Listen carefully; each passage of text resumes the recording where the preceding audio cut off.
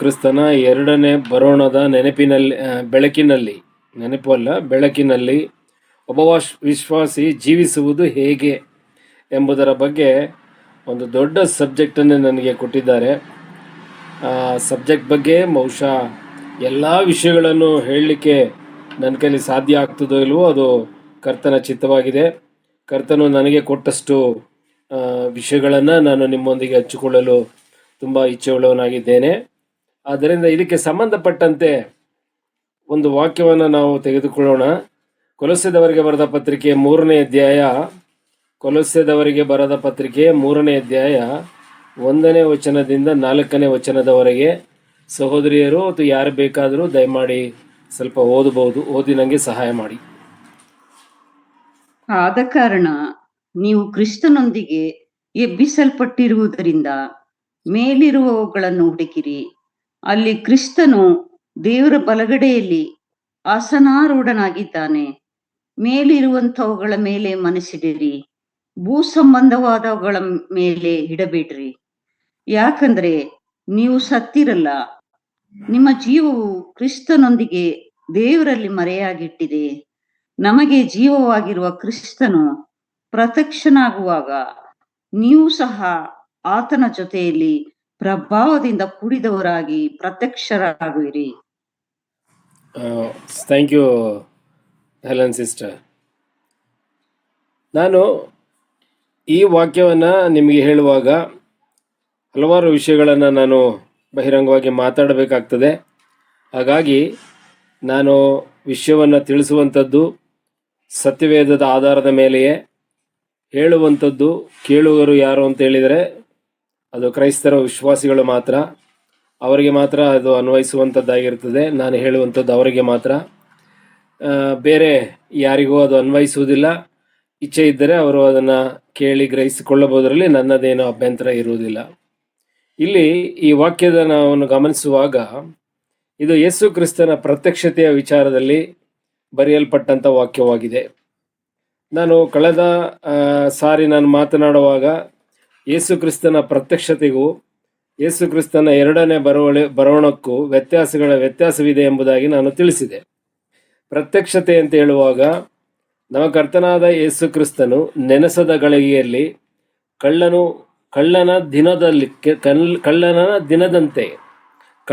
ದಿನದಂತೆ ಮಧ್ಯಾಕಾಶಕ್ಕೆ ಬರುವ ಆ ಸಂದರ್ಭದಲ್ಲಿ ಯಾರ್ಯಾರು ಕರ್ತನಲ್ಲಿ ಇದ್ದಾರೋ, ಕ್ರಿಸ್ತನಲ್ಲಿದ್ದಾರೋ ಅವರೆಲ್ಲರೂ ಕೂಡ ಇಲ್ಲಿ ಜೀವಂತವಾಗಿರುವಂಥವರು. ಅವರು ಕಣ್ಣು ರೆಪ್ಪೆ ಬರೆಯುವಷ್ಟರಲ್ಲಿ ಈ ಲೋಕವನ್ನು ಬಿಟ್ಟು ಆತನ ಬಳಿಗೆ ಒಯ್ಯಲ್ಪಡ್ತಾರೆ. ಈಗಾಗಲೇ ಸತ್ತು ಹೋದಂಥವರು, ಅವರ ಆತ್ಮಗಳು ಕ್ರಿಸ್ತನೊಂದಿಗೆ ಅಲ್ಲಿ ಇರುವುದರಿಂದ, ಪರಲೋಕದಲ್ಲಿ ಇರುವುದರಿಂದ ಆತನು ಕರೆದುಕೊಂಡು ಬರ್ತಾನೆ ಎಂಬುದಾಗಿ ಸತ್ಯವೇದವು ಸ್ಪಷ್ಟವಾಗಿ ನಮಗೆ ತಿಳಿಸ್ತದೆ. ನಾವು ಆ ವಾಕ್ಯ ಭಾಗವನ್ನು ಈಗಾಗಲೇ ಹಲವಾರು ಬಾರಿ ನಾನು ಓದಿಸಿದ್ದೇನೆ. 1 ಥೆಸಲೋನಿಕದವರಿಗೆ ಬರೆದ ಪತ್ರಿಕೆ 4ನೇ ಅಧ್ಯಾಯ 15, 16, 17ರವರೆಗೆ ನೀವು ಓದಿರಿ. ನಿಮಗೆ ಅದು ಸ್ಪಷ್ಟವಾಗಿ ಆ ದಿನದ ಮಹತ್ವ, ಆ ದಿನದಲ್ಲಿ ನಡೆಯುವಂಥ ಎಲ್ಲ ವಿಷಯಗಳನ್ನು ಅಲ್ಲಿ ಬರೆಯಲ್ಪಟ್ಟಿದೆ. ಅದನ್ನು ಮೊದಲೇ ನಾನು ಹೇಳಿರುವುದರಿಂದ ನಾನು ಈಗ ಅದನ್ನು ಪುನರುಚ್ಚಾರ ಮಾಡಲಿಕ್ಕೆ ಹೋಗುವುದಿಲ್ಲ. ಯಾಕಂದರೆ ನನ್ನ ಸಮಯಕ್ಕೆ ಸರಿಯಾಗಿ ನಾನು ಈ ವಾಕ್ಯ ಭಾಗವನ್ನು ನಿಲ್ಲಿಸಬೇಕಾಗಿದೆ. ನಾವು ಇಲ್ಲಿ ಒಂದು ವಾಕ್ಯವನ್ನು ನಾನು ಗಮನಿಸ್ತೇನೆ. 3 ಮತ್ತು 4ನೇ ವಚನ. ನಾನು 2ರಿಂದ ನಾನು ಹೇಳ್ತೇನೆ. 2ನೇ ವಚನದಿಂದ, ಮೇಲಿರುವಂಥವುಗಳ ಮೇಲೆ ಮನಸ್ಸಿಡಿರಿ, ಭೂ ಸಂಬಂಧವಾದವುಗಳ ಮೇಲೆ ಇಡಬೇಡಿರಿ. ಮೇಲಿರುವಂಥಗಳ ಮೇಲೆ ಮನಸ್ಸಿಡಿರಿ ಅಂತ ಹೇಳಿದರೆ, ಮೇಲೆ ಇರುವಂಥದ್ದು ಈಗ ಪರಲೋಕದಲ್ಲಿರುವ ತಂದೆಯಾದ ದೇವರ ಬಲಗಡೆಯಲ್ಲಿ ಆಸೀನನಾಗಿರ್ತಕ್ಕಂಥ ನಮ್ಮ ಕರ್ತನಾದ ಯೇಸು ಕ್ರಿಸ್ತನನ್ನ ಕುರಿತು ಹೇಳಿದಂಥ ವಾಕ್ಯ. ನಾವು ಕ್ರೈಸ್ತರು, ವಿಶ್ವಾಸಿಗಳು, ನಮಗಾಗಿ ಪ್ರಾಣ ಕೊಟ್ಟಂಥ, ನಮ್ಮ ಪಾಪದ ಪ್ರಾಯಶ್ಚಿತ್ತವನ್ನು ತಾನು ಅನುಭವಿಸಿ ನಮಗೆ ಬಿಡುಗಡೆಯನ್ನು ಕೊಟ್ಟಂಥ, ನಮಗಾಗಿ ರಕ್ತವನ್ನು ಸುರಿಸಿ ರಕ್ತಕ್ರಯವನ್ನು ಕೊಟ್ಟು ಕೊಂಡುಕೊಂಡಂಥ ನಮ್ಮ ಕರ್ತನಾದ ಯೇಸು ಕ್ರಿಸ್ತನನ್ನು ನಾವು ಗಮನಿಸುವಂಥದ್ದು, ನೋಡುವಂಥದ್ದು. ಎಲ್ಲಿ ಮೇಲಿರುವಂಥವುಗಳ ಮೇಲೆ ಮನಸ್ಸಿಡಿರಿ ಅಂತ ಹೇಳಿದರೆ ಅದು ಬೇರೆ ಇನ್ನೇನಲ್ಲ, ಅದು ನಮ್ಮ ಕರ್ತನಾದ ಯೇಸು ಕ್ರಿಸ್ತನ ಮೇಲೆ ನಾವು ಮನಸ್ಸಿಡಬೇಕು. ಭೂ ಸಂಬಂಧವಾದವುಗಳ ಮೇಲೆ ಇಡಬೇಡ್ರಿ ಅಂದರೆ ಭೂ ಸಂಬಂಧದಲ್ಲಿ ಇರ್ತಕ್ಕಂಥ ಕತ್ತಲೆಯ ವಿಷಯಗಳು, ಅಂದರೆ ಪಾಪದ ಮೇಲೆ, ಪಾಪದ ಪರಿಸ್ಥಿತಿಗಳು, ಪಾಪದ ಕೃತ್ಯಗಳ ಮೇಲೆ ಮನಸ್ಸಿಡಬೇಡ್ರಿ ಅಂದರೆ ಅದನ್ನು ಮಾಡಬೇಡ್ರಿ ಅಂತ. ಅದು ಮನಸ್ಸಿಡಬೇಡ್ರಿ ಅಂದರೆ ಅದನ್ನು ಪಾಪಗಳನ್ನು ಮಾಡಬೇಡ್ರಿ. ಯಾಕಂದರೆ ನೀವು ಸತ್ತಿರಲ್ಲ. ಯಾಕಂದರೆ ನೀವು ಸತ್ತಿರಲ್ಲ ಅಂತ ಹೇಳುವಾಗ ಅದು ನಾವು ಪಾಪದ ಪಾಲಿಗೆ ಸತ್ತವರಾಗಿರುತ್ತೇವೆ. ದಯಮಾಡಿ ನನ್ನೊಂದಿಗೆ ರೋಮಾಪುರದವರಿಗೆ ಬರೆದ ಪತ್ರಿಕೆ 6ನೇ ಅಧ್ಯಾಯ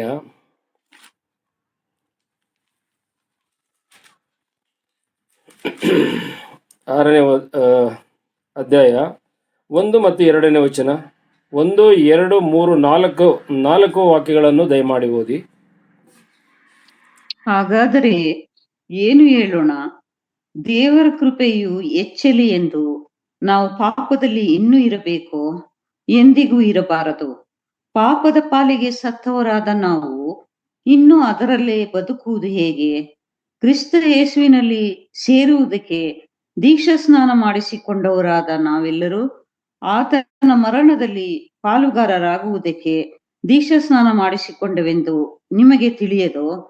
ಹೀಗಿರಲಾಗಿ ನಾವು ದೀಕ್ಷಾ ಸ್ನಾನ ಮಾಡಿಸಿಕೊಂಡಾಗ ಆತನ ಮರಣದಲ್ಲಿ ಪಾಲುಗಾರರಾಗಿ ಆತನೊಂದಿಗೆ ಉಣಲ್ಪಟ್ಟೆವು. ಆದದ್ರಿಂದ ಕ್ರಿಸ್ತನು ಸತ್ತು ತಂದೆಯ ಮಹಿಮೆಯಿಂದ ಜೀವಿತನಾಗಿ ಎಬ್ಬಿಸಲ್ಪಟ್ಟಂತೆಯೇ ನಾವು ಕೂಡ ಜೀವದಿಂದೆದ್ದು ಹೊಸಬರಾಗಿ ನಡೆದುಕೊಳ್ಳಬೇಕು. Thank you. ಬಹಳ ಚೆನ್ನಾಗಿ ಓದಿದ್ದೀರಿ. ಹಾಗಾದರೆ ಏನು ಹೇಳೋಣ? ದೇವರ ಕೃಪೆಯು ಹೆಚ್ಚಲಿ ಎಂದು ನಾವು ಪಾಪದಲ್ಲಿ ಇನ್ನೂ ಇರಬೇಕು. ಅಂದರೆ ಇದು ವಿಶ್ವಾಸಿಗೆ, ಕ್ರೈಸ್ತ ವಿಶ್ವಾಸಿಗೆ ಬರೆದಂಥದ್ದು.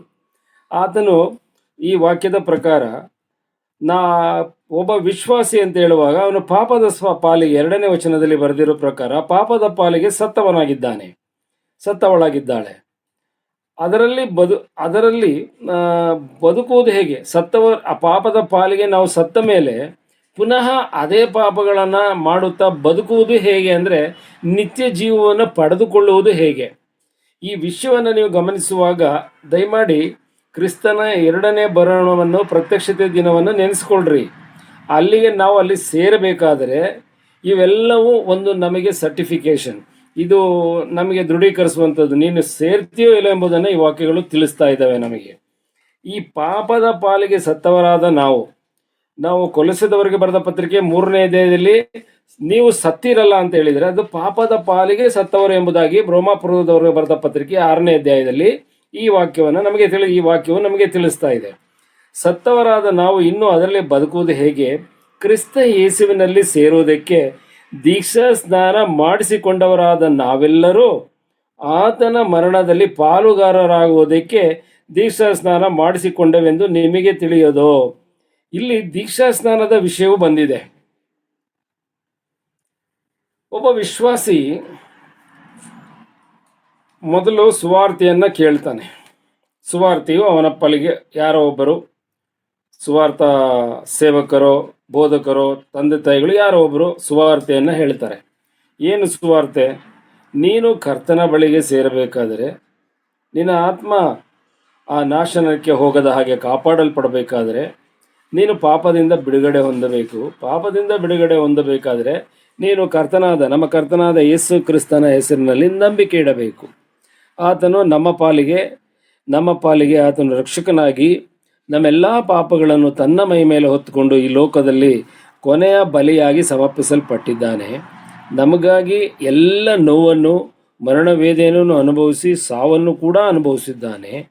ಕೊನೆಯಲ್ಲಿ 3ನೇ ದಿನದಲ್ಲಿ ತಂದೆಯಾದ ದೇವರ ಪ್ರಭಾವದಿಂದ ಸಾವನ್ನು ಕೊಂದು ಅದೇ ದೇಹದಲ್ಲಿ ಎದ್ದು ಬಂದಿದ್ದಾನೆ.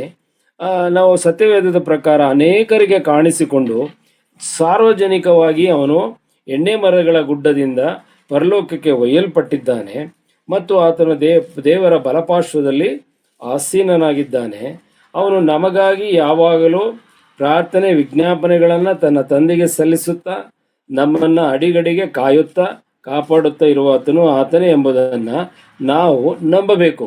ನಂಬಿದಾಗ ನಮಗೆ ರಕ್ಷಣೆ ಆಗ್ತದೆ.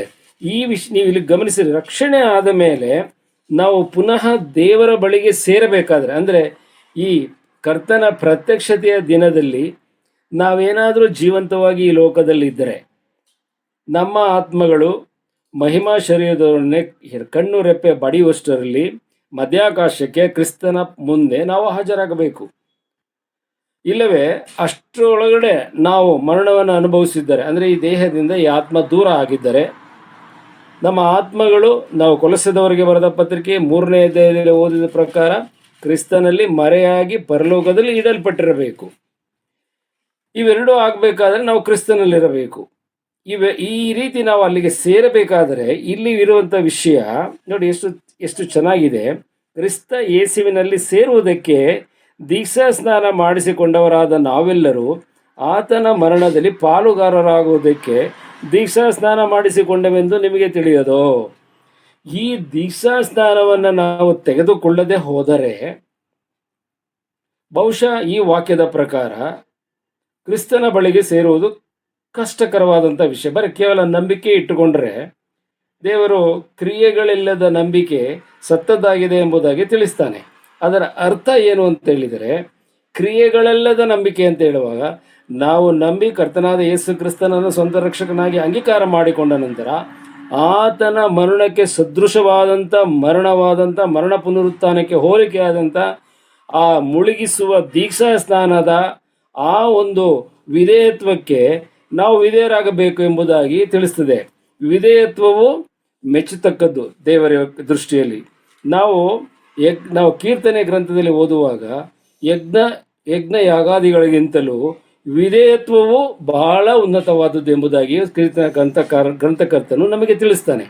ಅದರ ಪ್ರಕಾರ ಕೇವಲ ನಾವು ನಮ್ಮ ಮನಸ್ಸಿನಲ್ಲಿ ಕರ್ತನನ್ನು ಅಂಗೀಕಾರ ಮಾಡಿಕೊಂಡಾಯಿತು, ನನಗಿನ್ನೇನು ಬೇಡ, ದೀಕ್ಷಾ ಸ್ನಾನ ಏನು ಅದರ ಅವಶ್ಯಕತೆ ಇಲ್ಲ, ಅದಿಲ್ಲದಿರೋ ಪರವಾಗಿಲ್ಲ, ನಾನು ಸ್ವರ್ಗಕ್ಕೆ ಹೋಗ್ತೀನಿ ಅಂತ ನಾನು ನೆನೆಸ್ಲಿಕ್ಕೆ ಆಗಲಿ ನೀವೇ ನೆನೆಸ್ಲಿಕ್ಕೆ ಸಾಧ್ಯವಿಲ್ಲ. We have to obey the order of the Jesus Christ. ಕರ್ತನಾದ ಯೇಸು ಕ್ರಿಸ್ತನ ಆದೇಶವನ್ನು ನಾವು ಪಾಲನೆ ಮಾಡಬೇಕು, ದೀಕ್ಷಾ ಸ್ನಾನ ತೆಗೆದುಕೊಳ್ಬೇಕು. ಹಾಗಾದರೆ ಮಾತ್ರ ಕರ್ತನ ಬಳಿಗೆ ಹೋಗ್ತೀನಿ. ನೀವು ಒಂದು ಪ್ರಶ್ನೆಯನ್ನು ನಾವು ಈಗ ಮಾಡ್ತೀರಿ. ಏನು ಆ ಪ್ರಶ್ನೆ? ಕರ್ತನ ಬಲಗಡೆಯಲ್ಲೋ ಎಡಗಡೆಯಲ್ಲೋ ಒಬ್ಬ ಇದ್ದ. ಅದರಲ್ಲಿ ಒಬ್ಬ ಕರ್ತನನ್ನು ನಂಬಿ ಒಂದು ಮಾತನ್ನು ಹೇಳ್ತಾನೆ. ಮತ್ತಾಯನ ಬರೆಸುವಾರ್ತೆ, ಲೂಕನ್ ಬರೆಸುವಾರ್ತೆಯಲ್ಲಿ ಇದೆ. ಏನು ಹೇಳ್ತಾನೆ? ನೀನು ನಿನ್ನ ರಾಜ್ಯವನ್ನು ಪಡೆದವನಾಗಿ ಬರುವಾಗ ನನ್ನನ್ನು ನೆನೆಸಿಕೋ. ಆಗ ಕರ್ತನು ಈಗಲೇ ನನ್ನೊಂದಿಗೆ ಪರಡೇಸಿನಲ್ಲಿ ಇರುವಿ ಎಂಬುದಾಗಿ ಅದಕ್ಕೆ ಆಶ್ವಾಸನೆ ಕೊಡ್ತಾನೆ. ಇಲ್ಲಿ ಗಮನಿಸಬೇಕು ನಾವು. ಇದನ್ನ ಕೆಲವು ವಾಕ್ಯಗಳನ್ನು ಆಧಾರವಾಗಿ ಇಟ್ಟುಕೊಂಡು ಕೆಲವರು ದೀಕ್ಷಾ ಸ್ನಾನ ಅವಶ್ಯಕತೆ ಇಲ್ಲ ಎಂಬುದಾಗಿ ತಿಳಿಸ್ತಾರೆ.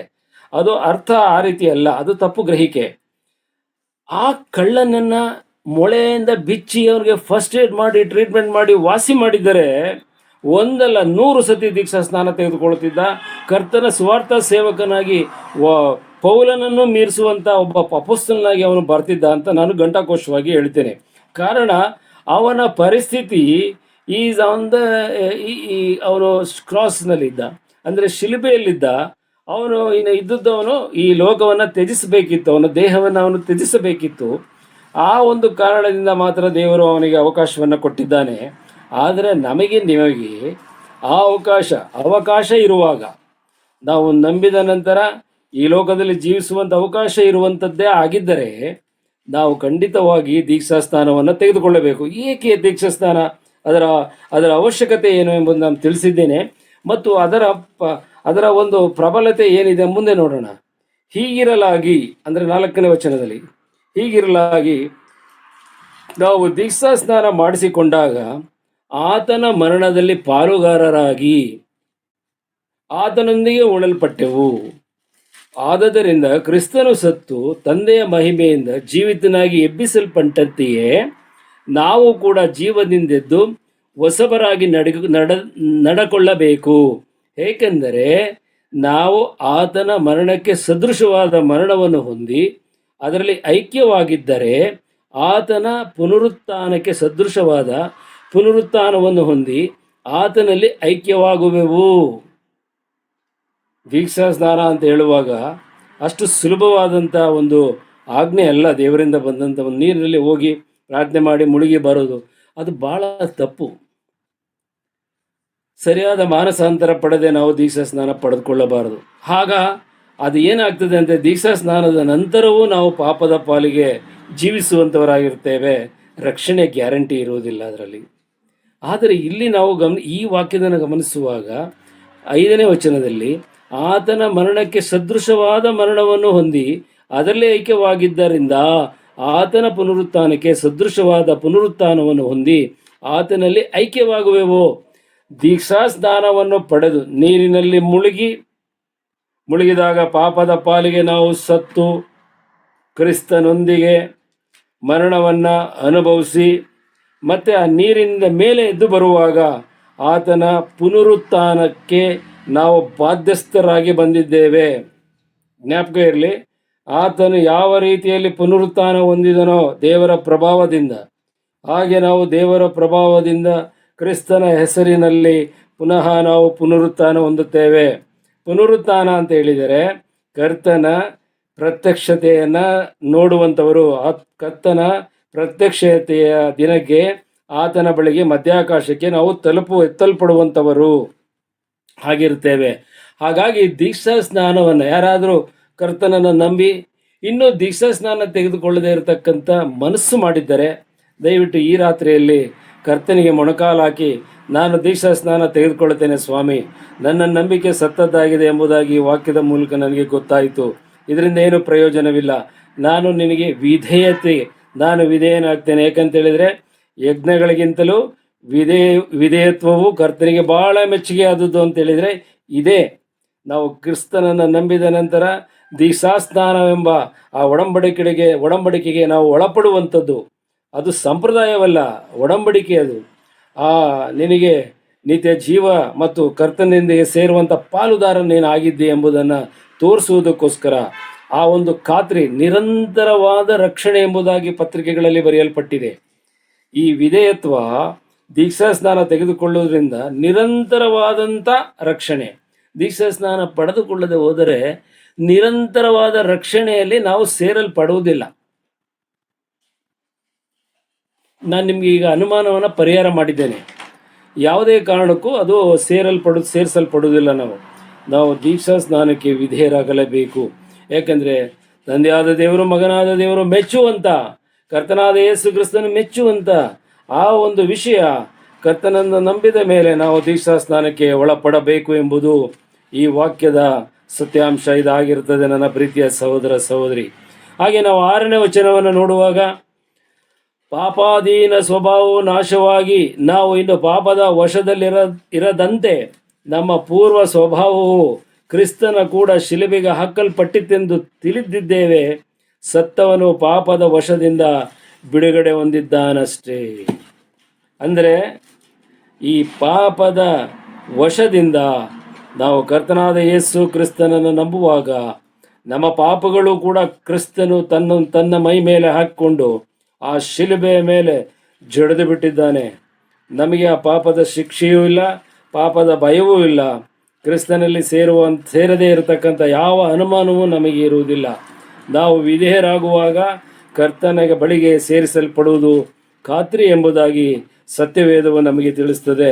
ಕೊಲೊಸ್ಸೆದವರಿಗೆ ಬರೆದ ಪತ್ರಿಕೆ 3ನೇ ಅಧ್ಯಾಯದಲ್ಲಿ ನಾವು ಓದುವಾಗ, ನೀವು ಸತ್ತಿರಲ್ಲ ಎಂಬ ಒಂದು ಮೂರು ಪದಗಳ ಅರ್ಥ ದೇವರ ವಾಕ್ಯದಲ್ಲಿ ಇದೇ ಆಗಿರ್ತದೆ. ನಾವು ಹಾಗೆ ಇದೇ ರೋಮಾಪುರದವರಿಗೆ ಬರೆದ ಪತ್ರಿಕೆ 2 ವಚನಗಳನ್ನು ನೋಡಿ ನಾನು ಮುಂದೆ ಹೋಗ್ತೇನೆ. ಅದೇ ಪ್ರಕಾರ 11ನೇ ವಚನ, 6:11, ಅದೇ ಪ್ರಕಾರ ನೀವು ಸಹ ನಿಮ್ಮನ್ನು ಕ್ರಿಸ್ತ ಯೇಸುವಿನ ಐಕ್ಯದಿಂದ, ಅಂದರೆ ನಮ್ಮ ಕರ್ತನಾದ ಯೇಸು ಕ್ರಿಸ್ತನ ಐಕ್ಯದಿಂದ ಅಂತ ಹೇಳುವಾಗ, ನಾವು ಕರ್ತನನ್ನು ನಂಬುವಾಗ ನಮ್ಮ ಕರ್ತನು ಆತ್ಮ ಸ್ವರೂಪನಾಗಿ ಪವಿತ್ರಾತ್ಮನಾಗಿ ಆತನು ನಮ್ಮಲ್ಲಿ ನೆಲೆಸ್ತಾನೆ. ಅದು ಐಕ್ಯತ್ವ. ಅಂದರೆ ಇಲ್ಲಿ ಇನ್ನೊಂದು ವಿಶೇಷವಾದಂಥ ನಿಮಗೆ ನಾನು ತಿಳಿಸ್ತೇನೆ, ನೀವು ಗಮನ ಇಟ್ಟು ಕೇಳ್ರಿ ದಯವಿಟ್ಟು. ನಾವು ಕರ್ತನಾದ ಯೇಸು ಕ್ರಿಸ್ತನನ್ನು ನಂಬುವಾಗ, ನಾವು ಕೊರಿಂಥದವರಿಗೆ ಬರೆದ ಪತ್ರಿಕೆ 11ನೇ ಅಧ್ಯಾಯ 2ನೇ ವಚನದಲ್ಲಿ ನಾವು ನೋಡುವಾಗ, ಪವಿತ್ರಾತ್ಮನ ಪ್ರೇರಣೆ ನಮಗೆ ಆಗ್ತದೆ. ಅದೇ ಪವಿತ್ರಾತ್ಮನ ಸ್ನಾನ ಅಂತ ಹೇಳುವಂಥದ್ದು. ಪವಿತ್ರಾತ್ಮನ ಸ್ನಾನ ಅಂತ ಹೇಳಿದರೆ ನಾವು ಸುವಾರ್ತೆಯನ್ನು ಕೇಳಿದಾಗ ಅದರ ವಿಷಯದಲ್ಲಿ ಒಂದು ಆನಂದ ನಮಗೆ ಆಗ್ತದೆ. ಆನಂದ ಅಂದರೆ ಸಂತೋಷ. ಇದು ನಿಜ, ನಾನು ನಾಶದ ಮಾರ್ಗದಲ್ಲೇ ಇದ್ದೇನೆ, ಭೂ ಸಂಬಂಧದವುಗಳನ್ನು ನಾನು ಮುದ್ದಿಸ್ತಾ ಇದ್ದೇನೆ, ಪ್ರೀತಿಸ್ತಾ ಇದ್ದೇನೆ, ನಾನೀಗ ಕ್ರಿಸ್ತನವನಾಗಬೇಕು, ನಾವು ಕ್ರಿಸ್ತನಿಗೆ ನಾನು ದಾಸನಾಗಬೇಕು ಅಂತ ಹೇಳಿ ಕ್ರಿಸ್ತನನ್ನು ಕರ್ತನೆಂದು ಅರಿಕೆ ಮಾಡುವಂಥ ಮನಸ್ಸು ನಿಮಗೆ ಬಂದಾಗ ಅದು ಪವಿತ್ರಾತ್ಮನ ಪ್ರೇರಣೆಯಿಂದಲೇ ಹೊರತು ಇನ್ಯಾವ ಕಾರಣಕ್ಕೂ ಅದು ಬರುವುದಿಲ್ಲ, ಎಲ್ಲರಲ್ಲಿ ಬರುವುದಿಲ್ಲ. ಅದನ್ನೇ ಕರ್ತನಾದ ಯೇಸು ಕ್ರಿಸ್ತನು, ಸ್ನಾನಿಕನಾದ ಯೋಹಾನನು ಹೇಳುವಂಥದ್ದು, ನನ್ನ ಹಿಂದೆ ಬರುವವನು ಅವನು ಆತ್ಮದಿಂದಲೂ ಬೆಂಕಿಯಿಂದಲೂ ನಿಮಗೆ ಸ್ನಾನ ಮಾಡಿಸುವನು ಅಂತ ಹೇಳಿದರೆ ಇದೇ ಅರ್ಥ. ಅಂದರೆ ಪವಿತ್ರಾತ್ಮನ ಸ್ನಾನ ಅಂತ ಹೇಳುವಾಗ ನೀವು ಕರ್ತನಾದ ಯೇಸು ಕ್ರಿಸ್ತನನ್ನು ತನ್ನ ಸ್ವಂತ ರಕ್ಷಕನು, ನನ್ನ ಕರ್ತನು, ಇಸ್ ಮೈ ಲಾರ್ಡ್. ಅದನ್ನೇ ನಾನು ಈ ಸಬ್ಜೆಕ್ಟ್ ಕಮೆಂಟ್ಸ್ ಆದಾಗ ನಿಮಗೆ ತಿಳಿಸಿದ್ದೆ. ನಮ್ಮ ಕರ್ತನಾದ ಯೇಸು ಕ್ರಿಸ್ತನ ಸಂಪೂರ್ಣವಾದ ಒಂದು ಹೆಸರು ಏನು ಅಂತ ಹೇಳಿದರೆ, ನಮ್ಮ ಕರ್ತನಾದ ಯೇಸು ಕ್ರಿಸ್ತನು, ಅವರ್ ಲಾರ್ಡ್ ಜೀಸಸ್ ಕ್ರೈಸ್ಟ್ ಎಂಬುದಾಗಿ ನಾವು ಅರಿಕೆ ಮಾಡುವವರಾಗಿದ್ದೇವೆ. ಆತನನ್ನು ಆ ರೀತಿಯಲ್ಲಿ ಒಪ್ಪುವವರಾಗಿದ್ದೇವೆ. ಅದನ್ನು ಒಪ್ಪುವಾಗ ಪವಿತ್ರಾತ್ಮನ ಸ್ನಾನ ಅಲ್ಲಿ ಆಯ್ತೆ ಹೊರತು, ಕೆಲವರು ಏನು ಮಾಡ್ತಾರೆ ಅಂತ ಹೇಳಿದರೆ ಈ ವಿಚಾರದಲ್ಲಿ ಬಹಳವಾಗಿ ಒಂದು ಗಲಿಬಿಲಿಗೆ ನಮ್ಮನ್ನು ತಂದು ಇಟ್ಟುಬಿಡ್ತಾರೆ. ಆ ಗಲಿಬಿಲಿಗೆ ಬೇಸಿಕ್ ಆಗಿ ಯಾವ ವಾಕ್ಯವನ್ನು ತೆಗೆದುಕೊಳ್ತಾರೆ ಅಂತ ಹೇಳಿದರೆ, ಅಪೊಸ್ತಲರ ಕೃತ್ಯ 2 ಮತ್ತು 3ನೇ ವಾಕ್ಯದಲ್ಲಿ 3ನೇ ಅಧ್ಯಾಯದಲ್ಲಿ ಇರ್ತಕ್ಕಂಥ ಪವಿತ್ರಾತ್ಮನ ಆಗಮನ ಆಯ್ತಲ್ಲ, ಆ ಒಂದು ಸನ್ನಿವೇಶವನ್ನು ಪ್ರತಿಯೊಬ್ಬರಿಗೂ ಪ್ರತಿ ಸಲವೂ ಆಗಲೇಬೇಕೆಂಬ ನಿಯಮವನ್ನು ಅವರು ಸಾರ್ತಾರೆ. ಅದು ತಪ್ಪು ನಿಯಮ. ಆ ರೀತಿ ಇಲ್ಲ. ಒಂದು ಬಾರಿ ಮಾತ್ರ ಪವಿತ್ರಾತ್ಮನು ಈ ಲೋಕಕ್ಕೆ ಬಂದಾಗ ಆ ಘಟನೆಗಳು ನಡೆದಿರುವುದು ಸತ್ಯ. ಅನಂತರ ಪವಿತ್ರಾತ್ಮನು ನಮ್ಮಲ್ಲಿ ಪ್ರವೇಶ ಮಾಡುವಾಗ ನಮ್ಮಲ್ಲಿ ಆಗುವಂಥದ್ದು ಇಷ್ಟೇ ಬದಲಾವಣೆ. ಯೇಸು ಕ್ರಿಸ್ತನನ್ನು ನಮ್ಮ ಲಾರ್ಡ್, ನಮ್ಮ ದೇವರು, ನಮ್ಮ ರಕ್ಷಕನೆಂಬುದಾಗಿ ಅಂಗೀಕಾರ ಮಾಡಿಕೊಳ್ಳತಕ್ಕಂಥ ಒಂದು ದೃಢ ನಿಶ್ಚಯತ್ವ, ದೃಢ ಮನಸ್ಸು, ಅದು ಪವಿತ್ರಾತ್ಮನ ಸ್ಥಾನ. ಇಲ್ಲಿ ಏನಾಗ್ತದೆ, ಪವಿತ್ರಾತ್ಮನನ್ನು ನಾವು ಕರಿತೇವೆ. ಕೆಲವೊಮ್ಮೆ ಕೆಲವರು ಕರೀತಾರೆ, ಕಮಾನ್ ಅಂತೇಳಿ, ಬಾ ಪವಿತ್ರಾತ್ಮನೇ, ಇಳಿದು ಬಾ. ಮತ್ತು ಕೆಲವರು ಈಗ ಯೇಸು ಸ್ವಾಮಿ ನಿಮ್ಮ ಪಕ್ಕದಲ್ಲಿ ಓಡಾಡ್ತಾ ಇದ್ದಾರೆ, ನೀವು ಕಣ್ಣು ಮುಚ್ಕೊಂಡು ಅದನ್ನು ಗಮನಿಸಿರಿ, ಈಗ ಪವಿತ್ರಾತ್ಮನು ನಿಮ್ಮ ಮೇಲೆ ಇಳಿದು ಬಂದಿದ್ದಾನೆ ನೋಡಿ ಅಂದಾಗ ಎಷ್ಟೋ ಜನರು ಎದ್ದು ಅದನ್ನು ಕುಣಿದು ಪವಿತ್ರಾತ್ಮನು ನಮ್ಮ ಮೇಲೆ ಬಂದಿದ್ದಾನೆ ಅಂತೇಳಿ ಅರಚಿಕೊಳ್ಳುತ್ತಾ ಕೆಲವಾದ ರೀತಿಯ ಮಾತುಗಳನ್ನು ಆಡುತ್ತಾ ಇದನ್ನೆಲ್ಲ ಮಾಡ್ತಾರಲ್ಲ. ಇದು ಪವಿತ್ರಾತ್ಮನ ಆಗಮನದ ಇದಲ್ಲ, ಅದು ಸೂಚನೆ ಅಲ್ಲ. ಆ ಸೂಚನೆ, ಪವಿತ್ರಾತ್ಮನು ನಮ್ಮಲ್ಲಿ ಬಂದಿದ್ದಾನೆ ಎಂಬುದಕ್ಕೆ ಸೂಚನೆ ಏನು ಅಂತ ಹೇಳಿದರೆ, ಆ ವಾಕ್ಯ ಭಾಗವನ್ನು ತೆಗೆದು ಓದೋಣ ನಾವು. ಕೊರಿಂಥದವರಿಗೆ ಬರೆದ ಪತ್ರಿಕೆ, ಮೊದಲನೇ ಕೊರಿಂಥದವರಿಗೆ ಬರೆದ ಪತ್ರಿಕೆ 11ನೇ ಅಧ್ಯಾಯ, 12ನೇ ಅಧ್ಯಾಯ. ದಯಮಾಡಿ ಕ್ಷಮಿಸಿ, ನಾನು ಆಗಲೇ ಅದು 12ನೇ ಅಧ್ಯಾಯ ಎಂಬುದಾಗಿ 11 ಅಂತ ಹೇಳಿ ಈಗ ಕರೆಕ್ಷನ್ ತಗೊಳ್ಳಿ. 12ನೇ ಅಧ್ಯಾಯದಲ್ಲಿ 3ನೇ ವಚನವನ್ನು ದಯಮಾಡಿ ಹೋದ್ರಿ. ಹೀಗಿರುವುದರಿಂದ ನಾನು ನಿಮಗೆ ತಿಳಿಸುವುದನ್ನು ಕೇಳಿರಿ, ದೇವರಾತ್ಮನ ಪ್ರೇರಣೆಯಿಂದ ಮಾತಾಡುವ ಯಾವ ಮನುಷ್ಯನಾದರೂ ಯೇಸುವನ್ನು ಶಾಪಗ್ರಸ್ತನೆಂದು ಹೇಳುವುದಿಲ್ಲ, ಮತ್ತು ಪವಿತ್ರಾತ್ಮನ ಪ್ರೇರಣೆಯಿಂದಲೇ ಹೊರತು ಯಾವ ಮನುಷ್ಯನಾದರೂ ಯೇಸುವನ್ನು ಕರ್ತನೆಂದು ಹೇಳಲಾರನು. ಈಗ ನೀವು ಸಾಕು ಸಿಸ್ಟರ್, ಥ್ಯಾಂಕ್ ಯು. ಈಗ ನೋಡ್ರಿ, ಇಲ್ಲಿ ಏನಿದೆ, ಎಷ್ಟು ಸ್ಪಷ್ಟವಾಗಿದೆ. ಪವಿತ್ರಾತ್ಮನ ಪ್ರೇರಣೆಯಿಂದಲೇ ಹೊರತು ಯಾವ ಮನುಷ್ಯನು ಯೇಸುವನ್ನು ಕರ್ತನೆಂದು ಹೇಳಲಾರನು. ನೀವು ಯೇಸು ಸ್ವಾಮಿನ ಕರ್ತನೆಂದು ಹೇಳಿದ್ದೀರಾ? ನಿಮ್ಮ ಮನಸ್ಸಿನಲ್ಲಿ ಆ ದೃಢ ಸಂಕಲ್ಪ ಬಂದಿದೆಯಾ? ನಿಮಗೆ ಪವಿತ್ರಾತ್ಮನ ದಾನ ಆಗಿದೆ, ಪವಿತ್ರಾತ್ಮನು ನಿಮ್ಮಲ್ಲಿ ಇದ್ದಾನೆ.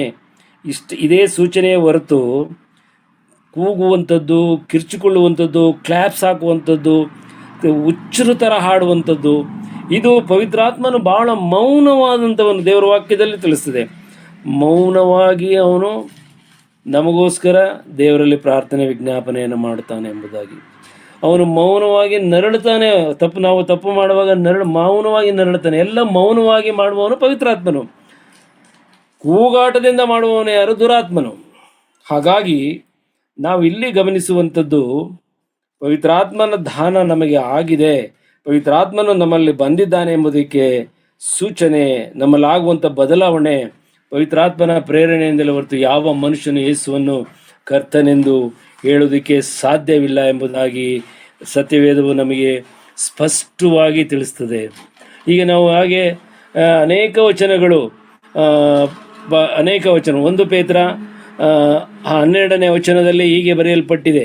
ನೀವು ದಯಮಾಡಿ 1 ಪೇತ್ರ 12ನೇ ವಚನವನ್ನು ಯಾರಾದರೂ ಓದಿದರೆ ಭಾಳ ಒಳ್ಳೆಯದಾಗ್ತದೆ ಈ ಸಮಯದಲ್ಲಿ. ಈ ಸಂಗತಿಗಳನ್ನು ಮುಂತಿಳಿಸುವುದರಲ್ಲಿ ತಮಗೋಸ್ಕರವಲ್ಲ, ನಿಮಗೋಸ್ಕರವೇ ಸೇವೆ ಮಾಡುವವರಾಗಿದ್ದಾರೆಂಬುದು ಅವರಿಗೆ ಪ್ರಕಟವಾಯಿತು. ಅವರು ಮುಂದಾಗಿ ಹೇಳಿದ ಸಂಗತಿಗಳೇ ಈಗ ಸಂಭವಿಸಿದವು ಎಂಬ ವರ್ತಮಾನವು ಪರಲೋಕದಿಂದ ಕಳುಹಿಸಲ್ಪಟ್ಟ ಪವಿತ್ರಾತ್ಮನ ಬಲದಿಂದ ನಿಮಗೆ ಸುವಾರ್ತೆಯನ್ನು ಸಾರಿದವರ ಮೂಲಕ ನಿಮಗೆ ಪ್ರಸಿದ್ಧಿ ಮಾಡಲ್ಪಟ್ಟಿದೆ. ದೇವದೂತರಿಗೂ ಈ ಸಂಗತಿಗಳನ್ನು ಲಕ್ಷ್ಯವಿಟ್ಟು ನೋಡಬೇಕೆಂಬ ಅಪೇಕ್ಷೆ ಉಂಟು. ನೋಡಿ, ಈ ವಾಕ್ಯವನ್ನ ನೀವು ಚೆನ್ನಾಗಿ ಗಮನಿಸ್ರಿ. ಪವಿತ್ರಾತ್ಮನ ಪ್ರೇರಣೆ ಯಾವಾಗ ಆಗ್ತದೆ ಎಂಬುದಾಗಿ ಈ 12ನೇ ವಚನದ ಮಧ್ಯಭಾಗದಿಂದ ನಾನು ಓದಿ ನಿಮಗೆ ತಿಳಿಸ್ತೇನೆ. ನೋಡಿ, ಪರಲೋಕದಿಂದ ಕಳಿಸಲ್ಪಟ್ಟ ಪವಿತ್ರಾತ್ಮನ ಬಲದಿಂದ ನಿಮಗೆ ಸುವಾರ್ತೆಯನ್ನು ಸಾರಿದವರ ಮೂಲಕ ನಿಮಗೆ ಪ್ರಸಿದ್ಧಿ ಮಾಡಲ್ಪಟ್ಟಿದೆ. ಅಂದರೆ ಯಾವ ಸುವಾರ್ಥ ಸೇವಕರು, ಯಾವ ವಿಶ್ವಾಸಿ, ಯಾವ ಕ್ರೈಸ್ತ ವಿಶ್ವಾಸಿ ಕರ್ತನಾದ ಯೇಸು ಕ್ರಿಸ್ತನ ಆ ಒಂದು ಶ್ರಮೆ ಮರಣದಿಂದ ಪುನರುತ್ಥಾನದಿಂದ ಬಂದಂಥ ರಕ್ಷಣೆ ಅಂದರೆ ನಮ್ಮ ಆತ್ಮ ಆ ಒಂದು ಯಾತನೆಯ ಸ್ಥಳಕ್ಕೆ ಹೋಗುವುದರ ಬದಲು ಕ್ರಿಸ್ತನ ಬಳಿಗೆ ಅಂದರೆ ಪರಲೋಕಕ್ಕೆ ಹೋಗುವಂಥ ಅದು ರಕ್ಷಣೆ ಅಷ್ಟೇ. ಇನ್ನೇನು ರಕ್ಷಣೆ ಅಂದ ತಕ್ಷಣ ಬೇರೆ ಇನ್ನೇನು ಯೋಚನೆ ಮಾಡಬೇಡ್ರಿ, ಅದೇ ಆಗಬೇಕಾದ್ದು. ಲೂಕನ ಬರೆಸುವಾರ್ತೆ ನಾವು 16ನೇ ಅಧ್ಯಾಯದಲ್ಲಿ ಅದು ಸ್ಪಷ್ಟ ಚಿತ್ರಣವನ್ನು ಕರ್ತನಾದ ಯೇಸು ಕ್ರಿಸ್ತನೇ ಅಲ್ಲಿ ಬರೆಸಿ ನಮಗೆ ಕೊಟ್ಟಿದ್ದಾನೆ. ಇಲ್ಲಿ ನಾವು ಗಮನಿಸ್ರಿ, ಸಾರಿದವರ ಮೂಲಕ ಪವಿತ್ರಾತ್ಮನೇ ಸಾರುವಂಥ ವ್ಯಕ್ತಿಗೆ ಪ್ರೇರೇಪಣೆ ಕೊಡ್ತಾನೆ, ನೀನು ಸಾರು ಈಗ ಅಂತೇಳಿ. ಆ ಪವಿತ್ರಾತ್ಮನ ಪ್ರೇರಣೆಯಿಂದ ಸುವಾರ್ಥ ಸೇವಕರು, ದೇವರ ಸೇವಕರು, ಸಭಾ ಹಿರಿಯರು, ಸಭಾ ಪಾಲಕರುಗಳು ಮತ್ತು ಸಭೆಯ ಎಲ್ಲ ಬೋಧಕರು ಸುವಾರ್ತೆಯನ್ನು ನಮಗೆ ಹೇಳ್ತಾರೆ. ಹೇಳುವಾಗ ಅದನ್ನು ನಮಗೆ ನಂಬುವ ಹಾಗೆ ಕಾರ್ಯ ಮಾಡುವವನು ಪವಿತ್ರಾತ್ಮನೆಂಬುದಾಗಿ ಈ ವಾಕ್ಯ ನಮಗೆ ತಿಳಿಸ್ತದೆ. ನೋಡಿ, ಈ ಪರಲೋಕದಿಂದ ಕಳಿಸಲ್ಪಟ್ಟ ಪವಿತ್ರಾತ್ಮನ ಬಲದಿಂದ ನಿಮಗೆ ಸುವಾರ್ತೆಯನ್ನು ಸಾರಿದವರ ಮೂಲಕ ನಿಮಗೆ ಪ್ರಸಿದ್ಧಿ ಅಂದರೆ ಅವರ ಮೂಲಕ ನಿಮಗೆ ಪವಿತ್ರಾತ್ಮನ ಪ್ರೇರೇಪಣೆ ಆಗ್ತದೆ ಅಂತ. ಅಂದರೆ ಪವಿತ್ರಾತ್ಮನು ಬಂದು ನಿಮ್ಮಲ್ಲಿ ನೆಲೆಸ್ತಾನೆ. ಈ ಬಂದಂಥ ಪವಿತ್ರಾತ್ಮನು ನಮ್ಮ ಕರ್ತನಾದ ಯೇಸು ಕ್ರಿಸ್ತನ ಹೇಳುವ ಮೂಲಕ ಸದಾಕಾಲ ನಮ್ಮೊಂದಿಗೆ ಇರ್ತಾನೆ ಹೊರತು ಅವನು ಬಿಟ್ಟು ಹೋಗುವುದಿಲ್ಲ. ಇವತ್ತು ನೀವು ಒಂದು ಪೇಪರಲ್ಲೋ ಎಲ್ಲೋ ಒಂದು ಕಡೆ ಬರೆದು ಇಟ್ಕೊಂಡ್ಬಿಡಿ, ನೀವು ಏನಾದರೂ ಈ ಲೋಕದ ಕತ್ತಲೆ ಕೃತ್ಯಗಳನ್ನು ಮಾಡುವಾಗಲೂ ಸಹ ಪವಿತ್ರಾತ್ಮನು ಮಾತಿಲ್ಲದ ನರಳಾಟದಿಂದ ಕರ್ತನ ಬಳಿಯಲ್ಲಿ ಕೇಳಿಕೊಳ್ತಾನೆ, ಈಗ ಬೇಡ ಕರ್ತನೆ, ಇವನಿಗೆ ಒಂದು ಅವಕಾಶ ಕೊಡು, ಇವಳಿಗೆ ಒಂದು ಅವಕಾಶ ಕೊಡು, ಮುಂದೆ ಇವನು ಸರಿ ಮಾಡ್ಬೋದು, ನಾನು ಬಿಡೋದಿಲ್ಲ, ತಿದ್ದದ ಪ್ರಯತ್ನ ಮಾಡ್ತೀನಿ, ದಯವಿಟ್ಟು ಇವನ್ನ ತೆಗೆದು ಬಿಡಬೇಡ ಈ ಭೂಲೋಕದಿಂದ, ಇಲ್ಲ ಇವನಿಗೆ ದೊಡ್ಡ ಘೋರ ಶಿಕ್ಷೆನೇ ಇವಾಗ ಕೊಡಬೇಡ, ಸ್ವಲ್ಪ ಕ್ಷಮಿಸು, ಸ್ವಲ್ಪ ತಾಳು ಎಂಬುದಾಗಿ ನಮ್ಮನ್ನು ಕಾಪಾಡುವಂಥ ಜವಾಬ್ದಾರಿ ಮತ್ತು ನಾವು ತಪ್ಪು ಹೆಜ್ಜೆಗಳನ್ನು ಹಾಕುವಾಗ ತಿದ್ದುವಂಥ ಜವಾಬ್ದಾರಿಯನ್ನು ಪವಿತ್ರಾತ್ಮನು ಯಾವಾಗಲೂ ನಮ್ಮಲ್ಲಿದ್ದುಕೊಂಡು ಮಾಡ್ತಾ ಇರ್ತಾನೆ ಹೊರತು ನಾವು ಯಾವುದೋ ಒಂದಿನ ಹೋಗಿ ಒಬ್ಬ ಪಾಸ್ಟ್ರು ಮುಂದೆ ಹೋಗಿ ಅಡ್ಡ ಬಿದ್ದು ಮೊಣಕಾಲಾಕಿ ಪವಿತ್ರಾತ್ಮನೇ ಬಾ ಬಾ ಅಂತ ಕರೆದಾಗ ಭಾಷೋಕತ ಆಕಾಶದಿಂದ ಬೆಂಕಿ ಬಂದಂಗೆ ಬರುವುದು, ಅದೆಲ್ಲ ಒಂದು ಉತ್ಪ್ರೇಕ್ಷೆ ಹೊರತು ಅದು ಸತ್ಯವೇದದಲ್ಲಿ ಯಾವ ಆಧಾರವೂ ನನಗೆ ಸಿಕ್ಕಿದ್ದರೆ ಖಂಡಿತವಾಗಿ ನಾನು ನಿಮಗೆ ಅದನ್ನು ಕೂಡ ಹೇಳಬಲ್ಲೆ. ಆದರೆ ಅದರ ಸತ್ಯವೇದದಲ್ಲಿ ಅದಕ್ಕೆ ಆಧಾರವಿಲ್ಲ. ಹೇಳುವಂಥ ವಾಕ್ಯಗಳು ಈ ರೀತಿ ಇರುವುದರಿಂದ ಇದಕ್ಕೆ ಆಧಾರ ದೇವರ ವಾಕ್ಯದಲ್ಲಿದೆ. ಇದು ಯಾಕೆ ಈ ಪಾಯಿಂಟ್ಸನ್ನು ನಿಮಗೆ ತಗೊಂಬಂದು ಹೇಳಬೇಕಾಗಿತ್ತು ನಾನು ಅಂತ ಹೇಳಿದರೆ, ಕ್ರಿಸ್ತನ ಎರಡನೇ ಬರೋಣದಲ್ಲಿ ಅಂದರೆ ಇಲ್ಲ ಪ್ರತ್ಯಕ್ಷತೆ. ಈಗ ನಾನು ಎರಡನೇ ಬರೋಣ ಅನಂತರ ಮಾತಾಡ್ತೇನೆ. ಈಗ ಪ್ರತ್ಯಕ್ಷತೆ ಅಂದರೆ ಮಧ್ಯಾಕಾಶಕ್ಕೆ ಬರುವ ದಿನದಲ್ಲಿ ನಾವು ಇಲ್ಲಿಂದ ಎತ್ತಲ್ಪಡ್ತೇವೋ ಇಲ್ಲವೋ ಎಂಬುದನ್ನು ನಮ್ಮ ನಡೆ ನುಡಿ ಜೀವಿತದ ರೀತಿಯಲ್ಲಿ ನಾವು ಈಗ ಹೊರೆ ಹಚ್ಚಿ ನೋಡಿಕೊಳ್ಳಬೇಕು. ಈ ವಾಕ್ಯಗಳನ್ನು ನಾವು ಮುಂದೆ ಇಟ್ಕೊಂಡು ನಾವು ಇದಕ್ಕೆ ಸರಿ ಇದ್ದೇವಾ, ನಮಗೆ ರಕ್ಷಣೆ ಆಗಿದೆಯಾ, ನಾವು ಕ್ರಿಸ್ತನನ್ನು ಹೊಂದಿಕೊಂಡಿದ್ದೇವಾ, ಪವಿತ್ರಾತ್ಮನು ನಮ್ಮಲ್ಲಿ ವಾಸ ಮಾಡ್ತಾ ಇದ್ದಾನ. ಮತ್ತೆ ನಾವು ಅದೇ ತಿಳ್ಕೊಳ್ಳಿ, 12ನೇ ಅಧ್ಯಾಯ, ಅದೇ ರೋಮಾಪುರದ 1 ಕೊರಿಂಥ 12ನೇ ಅಧ್ಯಾಯದಲ್ಲಿ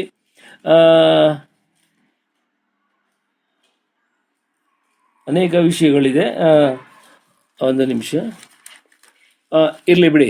ಆಮೇಲೆ ಆ ವಾಕ್ಯವನ್ನು ನಾವು ಗಮನಿಸಿದ ಮೇಲೆ ಈ ರೀತಿಯಾಗಿ ಆ ವಾಕ್ಯಗಳ ಮೂಲಕ ನಾವು ಏನು ಮಾಡ್ಕೊಳ್ಬೇಕಂತೆ, ಈ ವಿಚಾರವನ್ನು ನಾವು ಕನ್ಫರ್ಮ್ ಮಾಡ್ಕೊಳ್ಬೋದು. ಹಾಗೇನಾದರೂ ಅಡ್ಡಿ ಇದ್ದರೆ ನೀವು ಈಗಲೇ ತೆಗೆದುಹಾಕಿ ಎಂಬುದಾಗಿ ನಮಗೆ ಯಾರು ಹೇಳ್ತಾರೆ? ಎಫೆಸದವರಿಗೆ ಬರೆದ ಪತ್ರಿಕೆಯಲ್ಲಿ ಸ್ಪಷ್ಟವಾಗಿ ನಮಗೆ ತಿಳಿಸ್ತಾನೆ ಪೌಲನು. ನಾವು ದಯಮಾಡಿ ಎಫೆಸದವರಿಗೆ ಬರೆದ ಪತ್ರಿಕೆ 5ನೇ ಅಧ್ಯಾಯನ ತೆಗೆಯೋಣ.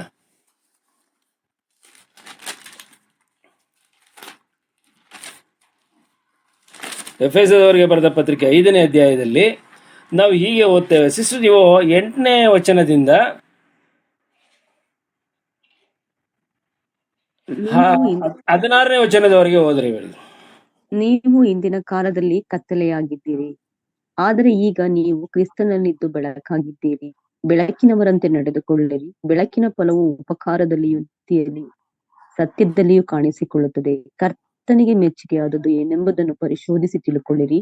ಕತ್ತಲೆಗೆ ಸಂಬಂಧವಾದ ಕೃತ್ಯಗಳಿಂದ ಯಾವ ಪ್ರಯೋಜನವೂ ಬರಲಾರದು. ಅವುಗಳಲ್ಲಿ ಪಾಲುಗಾರರಾಗಿರದೆ ಅವುಗಳನ್ನು ಬಯಲಿಗೆ ತಂದು ಖಂಡಿಸಿರಿ. ಆ ಜನರು ರಹಸ್ಯವಾಗಿ ನಡೆಸುವ ಕೆಲಸಗಳನ್ನು ಕುರಿತು ಮಾತಾಡುವವರಾದರೂ ನಾಚಿಕೆಗೆ ಕಾರಣವಾಗಿದೆ. ಬೆಳಕಿನಿಂದ ಎಲ್ಲಾ ಕೃತ್ಯಗಳ ನಿಜ ಗುಣವು ತೋರಿ ಬರುತ್ತದೆ. ಆದುದರಿಂದ ಕೆಟ್ಟದ್ದು ಕೆಟ್ಟದ್ದೇ ಎಂದು ಕಾಣಿಸುವುದು ಪ್ರಕಟವಾಗಿರುವುದೆಲ್ಲ ಬೆಳಕಿಗೆ ಸಂಬಂಧವಾದುದು. ಇನ್ನು 3 ವಚನಗಳು ಓದಿ. ಆದುದರಿಂದ ನಿದ್ರೆ ಮಾಡುವವನೇ ಎಚ್ಚರವಾಗು, ಸತ್ತವರನ್ನು ಬಿಟ್ಟು ಏಳು. ಕ್ರಿಸ್ತನು ನಿನಗೆ ಪ್ರಕಾಶ ಕೊಡುವನು ಎಂದು ಹೇಳಿದೆ. ಆದ ಕಾರಣ ನೀವು ನಡ್ಕೊಳ್ಳುವ ರೀತಿಯನ್ನು ಕಲಿತು ಚೆನ್ನಾಗಿ ನೋಡಿಕೊಳ್ಳಿರಿ. ಜ್ಞಾನವಿಲ್ಲದವರಾಗಿ ಆಗಿರದೆ ಜ್ಞಾನವಂತರಾಗಿರಿ. ಆ ದಿನಗಳು ಕೆಟ್ಟವುಗಳಾಗಿವೆ. ಆದುದರಿಂದ ಕಾಲವನ್ನು ಸುಮ್ಮನೆ ಕಳಕೊಳ್ಳದೆ ಅದನ್ನು ಬೆಲೆಯುಳ್ಳದೆಂದು ಉಪಯೋಗಿಸಿಕೊಳ್ಳಿರಿ. ಮತ್ತು ಬುದ್ಧಿಹೀನರಾಗಿ ನಡೆಯದೆ ಕರ್ತನ ಚಿತ್ತವೇನೆಂಬುದನ್ನು ವಿಚಾರಿಸಿ ತಿಳಿದವರಾಗಿರಿ. ಮುಂದೆ ಓದಿ ಸಿಸ್ಟರ್. ಇನ್ನೊಂದು ಮದ್ಯಪಾನ ಮಾಡಿ ಮತ್ತರಾಗಬೇಡಿರಿ. ಅದರಿಂದ ಪಟಿಂಗತನವು ಹುಟ್ಟುತ್ತದೆ. ಆದರೆ ಪವಿತ್ರಾತ್ಮ ಭರಿತರಾಗಿದ್ದು ಕೀರ್ತನೆಗಳಿಂದಲೂ ಆತ್ಮ ಸಂಬಂಧವಾದ ಪದಗಳಿಂದಲೂ ಒಬ್ಬರಿಗೊಬ್ಬರು ಮಾತಾಡಿಕೊಳ್ಳುತ್ತಾ ನಿಮ್ಮ ಹೃದಯಗಳಲ್ಲಿ ಕರ್ತನಿಗೆ ಗಾನ ಮಾಡುತ್ತಾ ಕೀರ್ತನೆ ಆಡುತ್ತಾ ಯಾವಾಗಲೂ ಎಲ್ಲಾ ಕಾರ್ಯಗಳಿಗೋಸ್ಕರ ನಮ್ಮ ಕರ್ತನಾದ ಯೇಸು ಕ್ರಿಸ್ತನ ಹೆಸರಿನಲ್ಲಿ ತಂದೆಯಾದ ದೇವರಿಗೆ ಸ್ತೋತ್ರ ಮಾಡುತ್ತಾ ಕ್ರಿಸ್ತನಿಗೆ ಸಂಬಂಧ ಪಡುವವರಾಗಿದ್ದು ಒಬ್ಬರಿಗೊಬ್ಬರು ಒಬ್ಬರಿಗೊಬ್ಬರು ವಿನಯವುಳ್ಳವರಾಗಿ ನಡೆದುಕೊಂಡು. Thank you sister. ನೋಡಿ, ಈ ವಾಕ್ಯ ನಮಗೆ ಎಷ್ಟು ಒಂದು ಲೈಟ್ ಕೊಡ್ತಾ ಇದೆ, ಒಂದು ಬೆಳಕು ಕೊಡ್ತಾ ಇದೆ. ಈಗ ಕತ್ತಲೆಗೆ ಅನುಗುಣವಾದಂಥ ವಿಚಾರಗಳ ಬಗ್ಗೆ ಅದು ತಿಳಿಸ್ತಾ ಇದೆ. ನೀವು ಹಿಂದಿನ ಕಾಲದಲ್ಲಿ ಅಂತ ಹೇಳುವಾಗ ಅದು ಪೌಲನು ಎಫೆಸದವರಿಗೆ ಬರೆದಂಥ ಸಂದರ್ಭದಲ್ಲಿ ಅಲ್ಲಿ ಏನಾಗಿತ್ತು? ಎಫೆಸದವರಿಗೆ ಬರೆದಂಥ ಅವರು ಭಾಳವಾಗಿ ಹಿಂಜಾರಿ ಹೋದಂಥ ಒಂದು ಯಹೂದ್ಯರು ಅವರಿಗೆ ಬರೆದಂಥ ಪತ್ರಿಕೆ ಅದು. ಪೌಲನು ತಾನು 63 ಕ್ರಿಸ್ತಪೂರ್ವದಲ್ಲಿ ಇಂಪ್ರಿಸನ್ಮೆಂಟ್ ಜೈಲಿನಲ್ಲಿದ್ದಂಥ ಸಂದರ್ಭದಲ್ಲಿ ಯಹೂದ್ಯರಿಗೂ ಮತ್ತು ಅನ್ಯರಿಗೂ ಸೇರಿಸಿ ಬರೆದಂಥ ಪತ್ರಿಕೆ. ಹಿಂದಿನ ಕಾಲದಲ್ಲಿ ಅಂತ ಹೇಳುವಾಗ ನೀವು ಕ್ರಿಸ್ತನು ಈ ಲೋಕಕ್ಕೆ ಬರುವ ಮೊದಲು ನೀವು ಕತ್ತಲೆಯಲ್ಲಿ ಇದ್ರಿ, ಏನೆಲ್ಲ ಬೇಕಾದಂಗೆ ನೀವು ಮಾಡ್ತಾ ಇದ್ರಿ. ಆದರೆ ಈಗ ಕ್ರಿಸ್ತನಿದ್ದು ಬೆಳಕಾಗಿದೆ. ಅಂದರೆ ಕ್ರಿಸ್ತನು ಬಂದು ಪ್ರಾಣ ಕೊಟ್ಟು ನಮ್ಮನ್ನು ಕಾಪಾಡಿರುವುದರಿಂದ ಕ್ರಿಸ್ತನಿದ್ದು ಬೆಳಕಾಗಿದ್ದೀರಿ. ಬೆಳಕಿನವರಂತೆ ನಡೆದುಕೊಳ್ಳ್ರಿ. ಬೆಳಕಿನವರಂತೆ ನಡೆಯುವುದು ಅಂತ ಹೇಳಿದರೆ 10ನೇ ವಚನಕ್ಕೆ ನೀವು ಬನ್ನಿರಿ. ಕರ್ತನಿಗೆ ಮೆಚ್ಚುಗೆಯಾದದ್ದು ಏನೆಂಬುದನ್ನು ಪರಿಶೋಧಿಸಿ ತಿಳ್ಕೊಳ್ಳಿರಿ. ಕತ್ತಲೆಗೆ ಸಂಬಂಧವಾದ ಕೃತ್ಯಗಳಿಂದ ಯಾವ ಪ್ರಯೋಜನವೂ ಬರಲಾರದು. ಕತ್ತಲೆಗೆ ಸಂಬಂಧವಾದ ಕೃತ್ಯಗಳು ಅಂತ ಹೇಳುವಾಗ ಅದೇ 5ನೇ ಅಧ್ಯಾಯ 3ನೇ ವಚನವನ್ನು ನಾವು ದಯಮಾಡಿ ಓದಿಕೊಳ್ಳೋಣ. ಅದು ಯಾವುದು ಕತ್ತಲೆಗೆ ಸಂಬಂಧಪಟ್ಟಿದ್ದು? ಇನ್ನೂ ಅನೇಕ ವಾಕ್ಯಗಳಿದೆ. ಜಾರತ್ವ, ಯಾವ ವಿಧವಾದ ಬಂಡುತನ, ದ್ರವ್ಯಾಶೆ ಇವುಗಳ ಸುದ್ದಿಯಾದರೂ ನಿಮ್ಮಲ್ಲಿ ಇರಬಾರದು. ಇವುಗಳಿಗೆ ದೂರವಾಗಿರುವುದೇ ದೇವ ಜನರಿಗೆ ಯೋಗ್ಯವಾದದ್ದು. ಹೊಲಸು ಮಾತು, ಹುಚ್ಚು ಮಾತು, ಕುಚೋದ್ಯ ಮಾತು ಇವು ಬೇಡ, ಅಯುಕ್ತವಾಗಿವೆ. ಇವುಗಳನ್ನು ಬಿಟ್ಟು ದೇವರಿಗೆ ಉಪಕಾರ ಸ್ತುತಿ ಮಾಡುವುದು ಉತ್ತಮ. ಜಾರರು, ದುರಾಚಾರಿಗಳು, ವಿಗ್ರಹಾರಾಧಕಂತಿರುವ ಲೋಭಿಗಳು ಇವರಲ್ಲಿ ಒಬ್ಬರಿಗಾದರೂ ಕ್ರಿಸ್ತನ ಮತ್ತು ದೇವರ ರಾಜ್ಯದಲ್ಲಿ ಬಾಧ್ಯತೆ ಇಲ್ಲವೆಂದು ನೀವು ಚೆನ್ನಾಗಿ ಬಲ್ಲಿರಲ್ಲವೇ? ಹುಳ್ಳಿಲ್ಲದ ಮಾತುಗಳನ್ನಾಡುವವರಿಗೆ ಕಿವಿಗೊಟ್ಟು ಮೋಸ ಹೋಗಬೇಡ್ರಿ. ಅಂಥ ಕೃತ್ಯಗಳ ನಿಮಿತ್ತದಿಂದ ದೇವರ ಕೋಪವು ಆತನಿಗೆ ಅವಿಧೇಯರಾಗಿರುವವರ ಮೇಲೆ ಬರುತ್ತದೆ. ನೀವು ಅವರೊಂದಿಗೆ ಪಾಲುಗಾರರಾಗಬೇಡ್ರಿ. ಈ ರೀತಿ ಒಬ್ಬ ವಿಶ್ವಾಸಿ ತಾನು ರಕ್ಷಣೆ ಆದ ನಂತರ ಇಂಥ ಕೃತ್ಯಗಳಲ್ಲಿ ಭಾಗಿಯಾಗಿ ಆ ಕೃತ್ಯಗಳನ್ನು ಮಾಡುವಾಗ ಅವನಿಗೆ ಸಮಸ್ಯೆ ಇದೆ ಎಂಬುದನ್ನು ಈ ವಾಕ್ಯವು ತಿಳಿಸ್ತಾ ಇದೆ. ಈ ವಾಕ್ಯವು ನಮಗೆ ತಿಳಿಸ್ತಾ ಇದೆ. ಇದೇ ಎಫೆಸದವರಿಗೆ ಬರೆದ ಪತ್ರಿಕೆ 5ನೇ ಅಧ್ಯಾಯ 14ನೇ ವಚನವನ್ನು ನಾವು ನೋಡುವಾಗ, ನಿದ್ರೆ ಮಾಡುವವನೇ ಎಚ್ಚರವಾಗು, ಸತ್ತವರನ್ನು ಬಿಟ್ಟು ಏಳು, ಕ್ರಿಸ್ತನು ನಿನಗೆ ಪ್ರಕಾಶ ಕೊಡುವನು ಎಂದು ಹೇಳಿದೆ. ಇದರ ಅರ್ಥ ಏನು ಅಂತ ಹೇಳಿದರೆ, ನಿದ್ರೆ ಮಾಡುವವನಂತ ಹೇಳಿದರೆ ಈ ಎಚ್ಚರಿಕೆ ಬೆಳಕಿನಲ್ಲಿ ಎಚ್ಚರಿಕೆ ಆಗಿರಿ, ಬೆಳಕಿನ ಕಾರ್ಯಗಳನ್ನು ನೀವು ಮಾಡ್ರಿ ಅಂತ ಹೇಳುವಾಗ ಅದನ್ನು ಮಾಡದೆ ಕತ್ತಲೆ ಕಾರ್ಯದಲ್ಲಿ ಮಾಡುವಾಗ ಕತ್ತಲೆಯವರ ಜೊತೆಯಲ್ಲಿ ಅವರು ನಿದ್ರೆ ಮಾಡುವವರಾಗಿರುತ್ತಾರೆ. ಅಂದರೆ ಆ ನಿದ್ರೆ ಮಾಡುವವನಿಗೆ ಅವರಿಗೆ ಹೊರಗಿನ ಪ್ರಪಂಚ ಏನೂ ಗೊತ್ತಾಗೋದಿಲ್ವಲ್ಲ. ಆ ರೀತಿಯಲ್ಲಿ ಯಾವ ರೀತಿಯಲ್ಲಿ ನಿದ್ರೆಯನ್ನು ಈ ವಾಕ್ಯವು ಯಾತಕ್ಕೆ ಹೋಲಿಕೆ ಮಾಡಿದೆ ಅಂತ ಹೇಳಿದರೆ, ಈ ಲೋಕದ ಪಾಪಕೃತ್ಯಗಳಾದ 3ನೇ ವಚನ ಮತ್ತು 4ನೇ ವಚನದಲ್ಲಿ ಇರ್ತಕ್ಕಂಥ ಪಾಪಕೃತ್ಯಗಳನ್ನು ಈ ವಾಕ್ಯವು ತಿಳಿಸ್ತದೆ. ಅದರಲ್ಲಿ ನಿರತರಾಗಿರುವಂಥ ವಿಶ್ವಾಸಿಗಳಿಗೆ ಬರೆದಂಥದ್ದು, ಅದು ಯಹೂದ್ಯರಿಗೂ ಮತ್ತು ಅನ್ಯ ಕ್ರೈಸ್ತರಿಗೂ ಬರೆದಂಥ, ಅನ್ಯರಿಂದ ಕ್ರೈಸ್ತರಾದವರಿಗೂ ಬರೆದದ್ದು ಈ ಪತ್ರಿಕೆ ಆಗುವಾಗ, ಈಗ ನಮಗೆ ಈ ಪತ್ರಿಕೆಯು ನಮಗೆ ಎಲ್ಲರಿಗೂ ಅನ್ವಯಿಸುವಂಥದ್ದು. ನಾವು ಏನಾದರೂ ನಿದ್ರೆ ಮಾಡುವವರ ಜೊತೆಯಲ್ಲಿದ್ದುಕೊಂಡು, ನಾವು ನಿದ್ರೆ ಮಾಡುವವರಾಗಿದ್ದರೆ, ಅಂದರೆ ಪಾಪ ಮಾಡುವವರ ಜೊತೆಯಲ್ಲಿದ್ದುಕೊಂಡು ನಾವು ಪಾಪ ಮಾಡುವವರಾಗಿದ್ದರೆ, ಉದಾಹರಣೆಗೆ ಈಗ ಬೇರೆಯವರ ಜೊತೆಯಲ್ಲಿ ನಾವು ಹೋಗ್ತೇವೆ, ಹಲವಾರು ತಪ್ಪು ಸ್ಥಳಗಳಿಗೆ ಹೋಗ್ತಾರೆ, ಅಲ್ಲಿ ಮದ್ಯಪಾನ ಇನ್ನು ಏನೆಲ್ಲ ಚೇಷ್ಟೆಗಳೆಲ್ಲ ಮಾಡ್ತಾರೆ. ಅವರು ದೇವರವ್ರಿಗೆ ಇರೋದಿಲ್ಲ, ದೇವರ ಆಶೀರ್ವಾದವೂ ಅವರಿಗೆ ಬರುವುದಿಲ್ಲ. ಅವರು ಏನಾದರೂ ಕರ್ತನ ಪ್ರತ್ಯಕ್ಷತೆಯ ಸಂದರ್ಭ ಬಂದಾಗ ಅವರು ಅದರಲ್ಲಿ ನಿರತರಾಗಿರುವಾಗ ಖಂಡಿತವಾಗಿ ಅವರು ಎತ್ತಲ್ಪಡುವುದಿಲ್ಲ ಎಂಬುದಾಗಿ ಈ ವಾಕ್ಯಗಳು ನಮಗೆ ತಿಳಿಸ್ತಾ ಇದೆ. ಆದ್ದರಿಂದ ನಾವು ಭಾಳ ಎಚ್ಚರಿಕವಾಗಿರಬೇಕು. ಎಚ್ಚರಿಕೆ ಅಂತ ಹೇಳುವಾಗ ದೇವರಿಗೆ ಉಪಕಾರ ಸ್ತುತಿ ಮಾಡುವುದು ಉತ್ತಮ, ಎಷ್ಟು ಚೆನ್ನಾಗಿದೆ. ಆತನ ನೆನಪಿನಲ್ಲಿ, ಆತನ ಎರಡನೇ ಬರೋಣದ ಮತ್ತು ಪ್ರತ್ಯಕ್ಷತೆಯ ಬರೋಣದ, ಮಧ್ಯಾಕಾಶದ ಬರೋಣದ ನೆನಪಿನಲ್ಲಿ ಕ್ರೈಸ್ತರಾದ ನಾವು ಇರಬೇಕು ಎಂಬುದಾಗಿ ಈ ವಾಕ್ಯವು ನಮಗೆ ತಿಳಿಸ್ತಾ ಇದೆ. ನಾನು 16ನೇ ವಾಕ್ಯದಿಂದ, ಸಿಸ್ಟರ್ ಚೆನ್ನಾಗಿ ಓದಿದ್ದಾರೆ, ತುಂಬ ಥ್ಯಾಂಕ್ಸ್ ಸಿಸ್ಟರ್. 16ನೇ ವಚನವನ್ನು ನಾನು ನಿಮಗೆ, ಏಕೆಂದರೆ ಎಲ್ಲವನ್ನು ಹೇಳಲಿಕ್ಕೆ ನನಗೆ ಟೈಮ್ ಸಾಲ್ತಲ್ಲ, 25 ನಿಮಿಷ ಆಗಿದೆ. ದಯಮಾಡಿ ನಾನು ನೋಟ್ ಮಾಡಿರ್ತೀನಿ. ಇದು 16ನೇ ವಚನದಿಂದ, ಎಫೆಸ 16ರಿಂದ ನಾನು ನೆಕ್ಸ್ಟ್ ಮಾತಾಡುವಾಗ ನಿಮಗೆ ತಿಳಿಸ್ತೇನೆ.